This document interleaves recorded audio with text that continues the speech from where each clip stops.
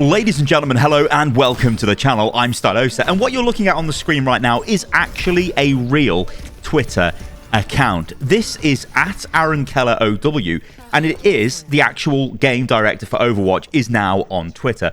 He's only made a couple of tweets, but this is the most recent tweet that he has made. But before that, let's talk about today's video sponsor, because you can get some free Overwatch loot boxes. Introducing today's video sponsor, it is Prime Gaming, and you can actually get 3 free Overwatch loot boxes. It's beautiful. Let me show you how this works. And also, you can get free rewards every single month with Prime Gaming. But let me show you how this works. It's wonderful. Okay, it's super simple. All you do is go over to gaming.amazon.com. There's a link on the video screen at the moment. But this is what you will end up with. And all you do is, well, there's loads of rewards, but I'm going to show you guys the Overwatch specific ones. But yeah, you get tons and tons of stuff. Basically, every month you will get free stuff with Prime Gaming. It's just really, really good. Anyway, I'm going to scroll down and I'm going to find Overwatch. There it is. Absolutely wonderful. And of course, remember, loot boxes are going from Overwatch. So this is going to be one of the last times you can actually get loot boxes. But there will be more Overwatch rewards coming in the next few months. So stay tuned for that. It's going to be wonderful. Anyway, yeah, you basically click on it and go, whoa, awesome stuff. Claim now. I can claim 3 loot boxes. I'm going to grab this. Here we go. 3 standard loot boxes. They're available on PC, PlayStation, Xbox, and Switch. And I basically just claim them. Like, boom, let's go. Give me the loot boxes. It's so easy. And it's free, so it's just amazing. Well, it's free if you've got Prime Gaming. So there you go, guys. It is so easy. So go and sign up to Prime Gaming. There is a link in the video description below and on the screen. Go there, sign up, get your free loot boxes. And remember, more Overwatch-specific stuff is coming in the next few months. All right, guys, let's crack on with the video. He says, hi, everybody. The Hero team has been monitoring the latest Overwatch League play, plus our own internal playtests, and have decided to bring the overall power of Jungle Queen down. The change will roll out after the Summer Showdown and will be included for the Overwatch 2 launch, which, of course, is the 4th of October. Now, what is going on here? Why is Jungle Queen being nerfed? Well, I'll kind of try and explain this in a very basic way, because I will be honest, I have not been watching tons and tons of Overwatch League, but one thing I can tell you is Jungle Queen is in every game. She's the only tank that's being used, and it's for a couple of reasons. She's very, very hard to kill. She's got high damage output. She's got a movement speed buff, which is really, really, really strong, which also is a survivability buff because it gives overhealth to people as well, and she has a very, very good ultimate, which just basically stops healing on targets. So she's pretty good, but basically she's a fat DPS. She's kind of like a Roadhog on steroids. And one of the things that we've kind of been seeing is DPS players actually playing Jungle Queen instead of the tank players on the Overwatch League teams. I think that kind of tells you everything you need to know. If a DPS player is playing a tank, then that tank can do a ton of damage and requires a DPS skill set. So yeah, things are a bit weird, but Blizzard are going to change. Now, there are positives to this. This is the game director communicating with the player base. Now, this isn't an entirely new concept for Overwatch, because this used to happen all of the time, literally 10 times a day. Okay, that's exaggerating, but it happened a hell of a lot back when Jeff was the game director. A few years ago, back when they used to post on the forums all the time, and that was their main way of interacting with the audience. They would talk on the forums. It would seem that developers have just basically stopped posting on the forums, and we won't see that returning, and we kind of only really see community managers posting on the Overwatch forums. Instead, though, it looks like they've decided to go forward with Aaron Keller having his own Twitter account, and then, yeah, they're going to kind of make announcements through this, which is kind of cool, because again, it's not actually keeping it restricted to the Overwatch forums. It's putting it out there into wider social media. Probably a nice little plan to kind of attract more people to the Overwatch game in future. But yeah, Aaron Keller's on Twitter. I would go and follow him, because he probably will be dropping bits of information in the coming weeks, and definitely after Overwatch 2 launches past or beyond October the 4th. Next up, we get Andy Belford on Twitter. He is one of the Overwatch community managers, and he says, next week you'll see some of your favorite creators are conspicuously absent. Never fear, we've invited several folks to an offsite NDA'd creator summit. They'll be able to start talking about it next month. We're excited to safely meet folks mask to mask for the first time since 2019. Now, full disclosure here, I was invited to this event. However, I cannot make this event for a variety of reasons, and mainly it's for health issues. I'm not going to go into details on that in the video, but you guys, you know, if you're familiar with me, you kind of know the issues that I have to deal with, and I've got some issues going on at the moment, so basically I can't make it to this event. However, what could this event contain? Now, I will preface this with I have no idea what this event will contain. This is completely speculatory. However, I don't think it takes a brain surgeon to work this out. It's probably Fox Girl. It's probably a showcase of the way Fox Girl plays, her abilities, and all of that stuff.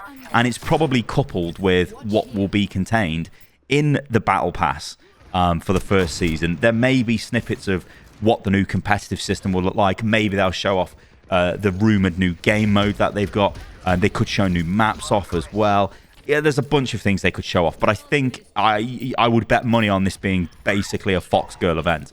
And this probably will allow for content creators at the event to capture footage, to prepare video content for whenever the NDA lifts. Now, interestingly, Andy does say they will be able to start talking about it next month. So, I mean, next month is September, and, you know, Overwatch 2 launches the 4th of October. So, yeah, the NDA, if it lifts at, like, you know, the 25th of September, there's like a week or so to go, or 2 weeks to go before Overwatch comes out, sort of thing. So it could be any time when this NDA lifts, but hopefully it's earlier on in September, so we can get some of this information out there and start working out what's going on, which I think would be really, really cool. Now, there is a bit of debate here about content creators and about these events. And one comment I noticed in response to Andy's tweet says, I mean this in the most genuine way possible. Can you speak to why it's important for content creators to get certain information before the general public? Is it just logistics so they can plan? What prevents them sharing that information publicly at the same time? Now, there was a response to this, and it said he did answer something similar to your question back in January 2022. So let's take a look at that. Andy says this was back on the forums again back in January of this year. It's a fair question. The nature of our relationship between us and creator versus us and the broader community is essentially apples and oranges. Our team, community, views content creators as professional partners, and we manage that relationship similar in nature to how we view our relationship with other business partners. The difference is these business partners have tied their success not only to the game, but also to the community.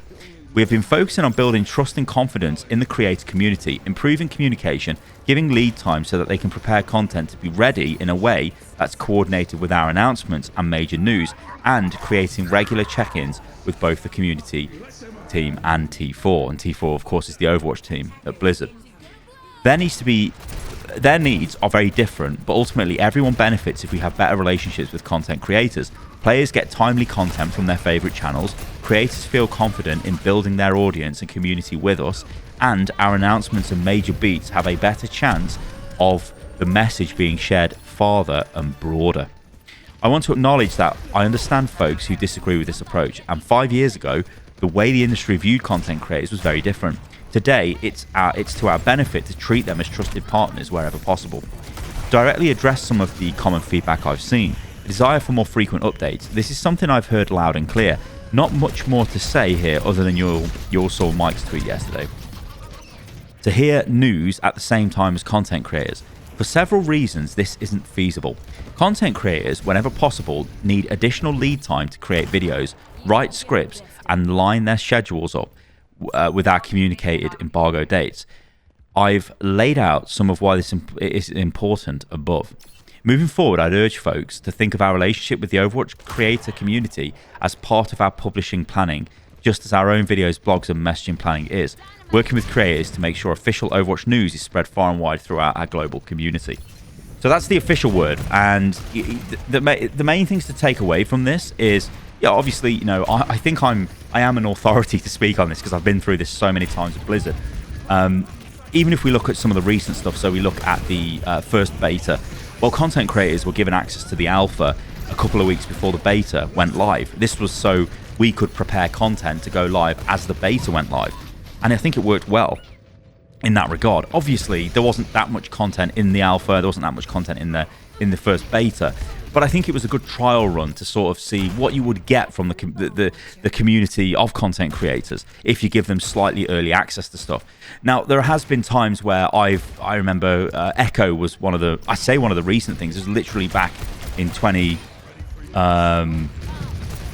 was 2020, right? Yeah, it was just before COVID for Echo, and I flew out to Irvine, and it was me, my cameraman, and there was I think, a couple of journalists there, and that was it. It was kind of weird. And yeah, they let me record footage for Echo, and it was great, and it was awesome. That made me prepare videos, or let me prepare videos for when the NDA lifted on Echo being added to the game. And yeah, I had a really nice video, and it was a well-made video because you had time. One of the things that causes problems for content creators is if you have to make videos quickly. So in the past, Overwatch would just update and there'd be a hero. I remember Orisa. It's just like, oh my god, what the hell? I mean, this happened with loads. It happened with Brig, it happened with Orisa, it happened with Sigma. They just put onto the test server back when the PTR used to be used all the time. And it was like, oh my god, there's a new hero. We need to just quickly try and make a video. And you can imagine what this is like. It means you've got errors, you've got mistakes. And of course, the way YouTube works is it wants you to make the video quickly and get it out there. Because if you're first, sometimes that can help your video quite a lot, especially if it's brand new content. And this kind of way that Blizzard have got now, this approach of giving content creators a few weeks in advance to set their content up is great because it means you get more videos, because you're including more content creators, and you get better content, which is good. Now, the other way of looking at this is Blizzard completely view content creators as a very, very, let's say this, how can I say this diplomatically? I shouldn't even be saying this diplomatically. I'm just going to straight up say it. They see it as an extremely cost-effective marketing division for Blizzard. They don't really have to spend that much money to get content creators to make videos that could get millions of views and give them loads of exposure, and then more people play their game and so buy their game or buy microtransactions inside their game. So it makes sense for every gaming company to engage with content creators when they get to a certain size, and that's kind of the cold business approach to all of this. But the good news is it does mean that content creators get earlier access so they can make better content. So when things are opened up to the general public, the content is, or should in theory, be better content and more accurate content. So talking of content creators and going to secret meetings, you guys may have remembered there was a lot of fuss made around the original Overwatch content creator briefing for Overwatch 2. Now, this was a big Zoom call, and I've spoken about this before. It was way back at the start of, in fact, I think it was in December of last year. And it's kind of funny because when I was doing some research for this video, there's just articles popping up that are referencing me in another video where I'm talking about what was contained in this meeting. So we get this headline. It says Overwatch content creators reportedly shown nothing during secret dev meeting, and that's a quote off me, and it's because of this. This video I put out, The Last Chance Do or Die, for Overwatch 2. And the article says, what did Overwatch creators see at the secret dev meeting? And by the way, it wasn't a secret. It wasn't like a secret dev meeting. Anyway, whatever. Let's move on. So in a new video, the British YouTuber, thank you very much. It doesn't even say my name. It just says, in a new video, the British YouTuber explained how there was no content shown off during the call at all. This means he didn't lay eyes on any new heroes, maps, or anything that hasn't been shown off yet for Overwatch 2. Okay. Which was true because we were just sitting in a Zoom call. There was no, hey, check this out. We're going to show you gameplay of this, or we're going to do this, we're going to do that, or whatever. Now, the question is, what was shown at that event, or what were we told about at that call? It's not really an event. Can't call it that. And we're definitely not shown anything. We were just told that Overwatch 2 beta is coming out, and they've got a plan for regular content updates. Effectively, that was it. Which was obviously great for content creators because they were saying we're going to put content in the game which has not had content for years. So obviously we were all happy. And just to give you guys an idea of how happy we were, here are a bunch of tweets from various prolific Overwatch content creators. EVA, she says, after being a part of a meeting with Overwatch devs, all I can say is my confidence in Overwatch's future is through the roof. 2,000 likes. ML7, I can't say more about what was discussed today, but I can say that my faith for the future of Overwatch has been restored. 4,275 likes. Sumito, I respect to the Play Overwatch team. For the first time in a long time, I'm rightfully optimistic. I can't wait to see this game back where it belongs in this industry. At the top, here's to the future. For some reason, I've cut off how many likes. I think this got about 3,000 likes as well. Not to be outdone, there's idiot me coming to this a few hours after everyone else had gone, oh my god, this is great, going, imagine being told what's going on with Overwatch in 2022 and being under NDA. You'll never know this level of pain, but sometimes pain can be fun. Yeah. And I used the Jose Mourinho. Yeah. So, yeah, why is this a problem and why do I even want to talk about it in this video? The thing is, guys, hype is a problem. So content creators can be seen as, oh yeah, they're great for the game and they're great for advertising stuff and they don't cost a lot and we can like get them to make videos that get more views than any official content we could produce and all of that stuff. The thing is though, sometimes they go off the rails, and when they were so starved, like horrifically starved for content, and then you're telling them, don't worry guys, there will be content this year, and giving a loose outline as to the dates of when that content would happen, this makes them very excited, and they go onto Twitter and they start going, oh my god, this is the best thing ever. Now, will that happen after this content creators meeting? I don't know. I wouldn't expect it to, but I will be monitoring it to see if it does and see if there's any leaks that pop out of this or whatever. But I think this is something Blizzard needs to be very aware of, because as we get closer to the launch of Overwatch 2, they need to very carefully make sure the hype reaches a crescendo just as the game launches. Because I think there is a problem with Overwatch at the moment, and it goes back to Overwatch 2, the first beta, the 1.8 million concurrent viewers on Twitch. Will that figure be broken? Will they get back to those heights? Was that a misfiring of the hype? Could have been, but we're going to have to wait and see how this all transpires come the actual launch of Overwatch, because of Overwatch 2, as I should keep saying, but whatever. It's Overwatch 2 launch, right? But the thing is, Blizzard are going to spend a lot of money. There will be a massive marketing campaign. There'll be animated shorts. There'll be loads of stuff happening. They will make this game have an impact. But will it be enough? I guess we'll have to wait and see. Now, there is something I would like to end this video on. And this is a very, so this is from Eurogamer, and it's from one of the feature writers, or senior staff writer, Robert.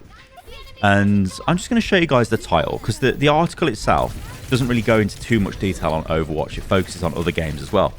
But it's this concept of, can we really only be wowed by something once? And he says, a brain teaser. Now, Overwatch is a prime candidate of this, and obviously Robert knows this. That's why he's used it as an image for the article of Tracer from one of the Tracer comics. But this is the concept of Overwatch. Came out in 2016. It had a massive impact. It was brand new. Everyone was hyped for it. It was awesome. But now we're in 2022. Overwatch 2 is coming out, and it's a lot of the same cast. Okay, there's new heroes that will launch with the game. There's new maps and stuff like that, but it's still fundamentally Overwatch. Even though, yes, it's 5v5, it's not 6v6. There's wholesale balance changes. The game plays faster. You know, there's loads of stuff like that. But it's still Overwatch, isn't it? And this article basically goes into detail on, can we actually... Can you launch a sequel like this when it is essentially the same game? And it has an impact similar to the same game. In a roundabout way, that's kind of what they're saying in the article. It's a question, isn't it? Like, I don't know. I honestly don't know the answer to this. I think realistically, when I look at Overwatch, and then I look at Overwatch 2's launch, I think Overwatch 2 is a slow burner. This is going to be, okay, it comes out on October the 4th. Blizzard will make a marketing splash. There will be tons of videos going live, streams going live, you know, people will come over and check the game out. But then what happens 2 weeks after that? Are people still as engaged? What happens a month after that? How frequently are Blizzard updating the Battle Pass? What content are they putting into this Battle Pass? What content are they actually putting into Overwatch to keep people engaged? And the real kicker for me will be a year later. So if we're looking at October or November in 2023, I would expect that to be the date of the next BlizzCon and the time when they show the new PvE content off for Overwatch 2. And in my head, that's sort of... We need to see the game alive then. So after a year of this content update plan through the Battle Pass, the new store, you know, all of that stuff, will that be enough to bring Overwatch back? It's a really interesting concept. And again, this is something we could talk about for hours and hours. Now, I do enjoy talking about this for hours and hours. As my mates will probably tell you if you ever speak to them. Like, I just keep going on about this all the time because it's all I'm thinking about. But yeah, I don't know. It's an interesting one. Can we really be wowed by something once? Or maybe can we be wowed twice? I don't know. Alright guys, thanks for watching the video. I've been Stylosa. As ever, I will do my best to make content when there is actual content to produce. I'm hoping that, given what Andy said in his tweet, that we'll start seeing stuff in September. That's actually new stuff that we can start talking about, whether it's new heroes, teasers for Fox Girl, new gameplay modes, what's going to be in the Battle Pass, monetization, explanations, and all of that stuff. But until then, yeah, I'm going to leave it at that. Thank you for watching the video, guys. It has been my pleasure, as ever, to make this video. I hope you enjoyed it. If you did, leave a like below and a comment. And yeah, I've been Stylosa. You can follow me on everything. which is at Stylosa, or it's at Stylosa UL on TikTok because some scumbag stole my name. Yep, TikTok is the best. And yeah, I'll catch you guys on the next video. See you soon.